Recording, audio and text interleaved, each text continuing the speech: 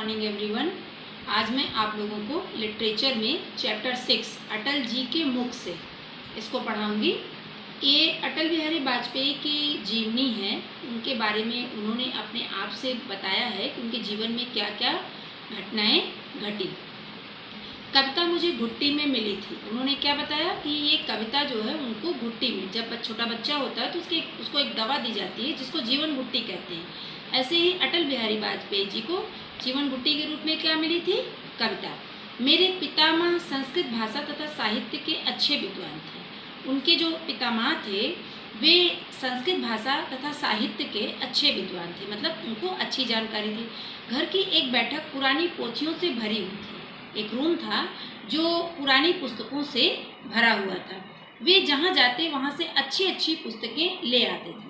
ज्योतिष का उनका गहरा अध्ययन था। दूर दूर से लोग उन्हें जन्मपत्रियां दिखाने के लिए आते थे। ज्योतिष शास्त्र का उन्हें बहुत ज्ञान था और लोग उनको जन्मपत्रियां, मतलब जब बच्चा पैदा होता है तो उसके जन्म की एक छोटी पत्री बनती है जिसमें उसके जन्म के बारे में पूरा लिखा रहता है कि वो कितने बजे पैदा हुआ, किस समय पैदा हुआ, किस काल में पैदा हुआ, किस जो है वो राशि में पैदा हुआ, ये सब उसमें लिखा रहता है। तो उसको दिखाने के लिए लोग आते थे। एक बार गांव का एक लड़का परिवार से रूठकर घर छोड़कर चला गया।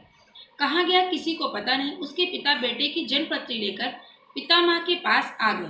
बाबा ने एक मंत्र कागज पर लिख कर दिया या हिदायत भी दी, मतलब उनको बताया, सहेजा कि मंत्र उसके किसी कपड़े में बांध दिया जाए। 2-3 दिन बाद वह लड़का जब सचमुच वापस आ गया तो गाँव में बड़ी धूम मच गई। मतलब उन्होंने जो मंत्र दिया था, कपड़े में बांधा था, उससे जो है वो बच्चा 2-3 दिन में वापस आ गया। पिताजी श्री कृष्ण बिहारी वाजपेयी वटेश्वर से आकर ग्वालियर में बस गए थे। मतलब कहाँ पहले रहते थे वे? वटेश्वर में रहते थे। वहां से आकर वो कहाँ बसे? ग्वालियर में बसे। उन्होंने बदलते हुए वक्त को देखकर अंग्रेजी का पठन प्रारंभ किया। मतलब उन्होंने जब ये देखा कि समय बदल रहा है और अंग्रेजी भाषा को ज्यादा महत्व दिया जा रहा है तो उन्होंने उसी जो है भाषा में पढ़ाई लिखाई शुरू कर दी। खड़ी बोली के साथ ब्रज भाषा में लिखी उनकी कविताएं और सवेरे काफी पसंद किए जाते थे। मतलब वो किस भाषा में लिखते थे? ब्रज भाषा में। बटेश्वर से ग्वालियर पहुंचकर साहित्य के लिए बड़ा क्षेत्र प्राप्त हुआ।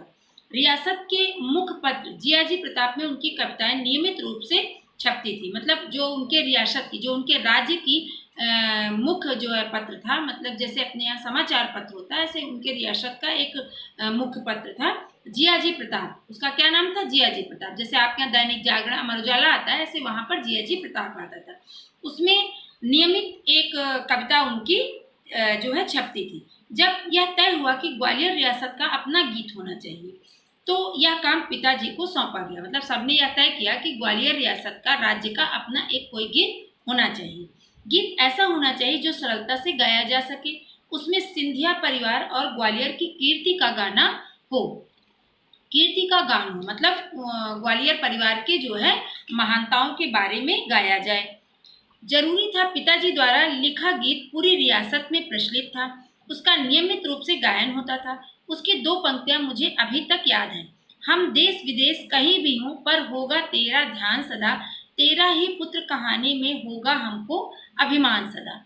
ये उनके कविता की जो है 2 पंक्तियां हैं जो अटल जी को हमेशा याद रहती थी।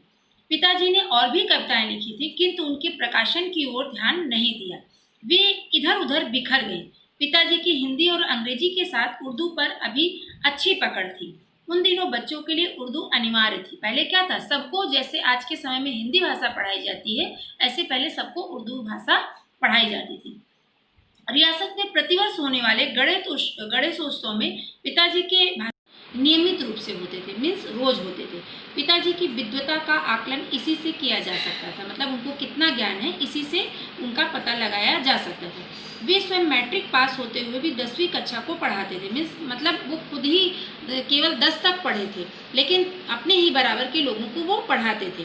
बाद में उन्होंने बीए की परीक्षा पास की, एमए का ज्ञान भी प्राप्त किया। स्कूलों के इंस्पेक्टर के रूप में रिटायर होने के बाद उन्होंने कानून का अध्ययन करने की ठानी। मीन्स स्कूलों को इंस्पेक्शन करने वाले वो बने। उसके रिटायर होने के बाद वो फिर क्या बने? वकील बने। मतलब उन्होंने कानून का अध्ययन किया।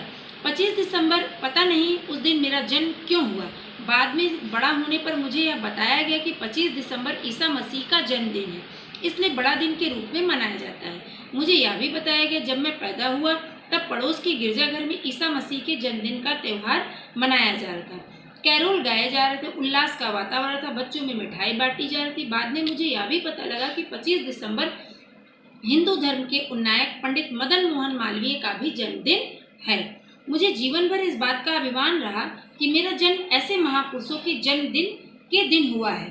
मेरे घर में साहित्य प्रेम का वातावरण था, मतलब सारे लोगों को अपने भाषा से बहुत प्रेम था और मैंने भी तुकबंदी कर दी। मुझे याद है कि मेरी पहली कविता ताजमहल कुछ इस तरह थी। ताजमहल कुछ इस तरह थी। ताजमहल, यह ताजमहल कैसा सुंदर, अति सुंदरतम, मतलब यह ताजमहल कितना सुंदर है और अधिक सुंदर है। किंतु ताजमहल पर लिखी गई यह कविता केवल उसके सौंदर्य तक ही सीमित नहीं थी।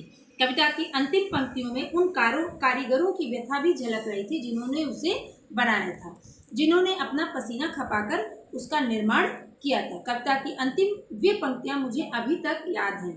जब रोया हिंदुस्तान सकल तब बन पाया या ताजमहल, मतलब जिन मजदूरों ने उस ताजमहल को बनाया था उसके हाथों को काट लिया गया, तब इस ताजमहल का निर्माण हुआ। यह उन दिनों की बात है जब मैं विक्टोरिया कॉलेज ग्वालियर में पढ़ा करता था। पढ़ाई लिखाई के साथ साहित्य में भी मेरी रुचि थी। मैं कॉलेज में छात्र संघ का पहला प्रधानमंत्री और फिर उपाध्यक्ष चुना गया। अध्यक्ष उन दिनों कोई प्रोफेसर हुआ करते थे।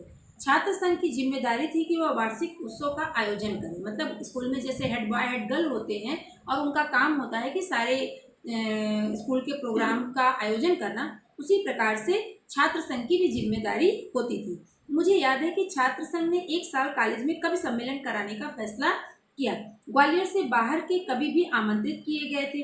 यह तय हुआ कि कॉलेज के वार्षिक समारोह में महाकवि निराला जी को आमंत्रित किया जाए। उन दिनों श्रीमती महादेवी वर्मा तथा श्री सुमित्रा नंदन पंत की बड़ी धूम थी। इनकी कविताओं को लोग बहुत सुनते थे।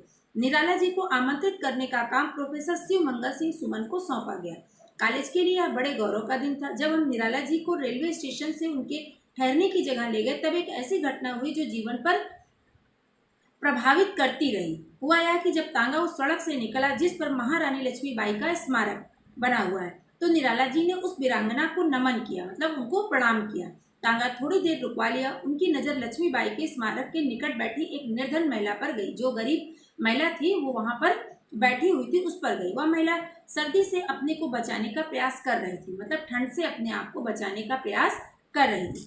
जैसे ही निराला जी की नज़र उस महिला के ऊपर गई तो महाकवि ने अपना कंबल उतारकर उस महिला को उड़ा दिया। यह सब देखकर मैं दंग रह गया कि इतने बड़े कवि होकर एक छोटी सी गरीब महिला को उन्होंने अपना कंबल अपने हाथ से उड़ा दिया।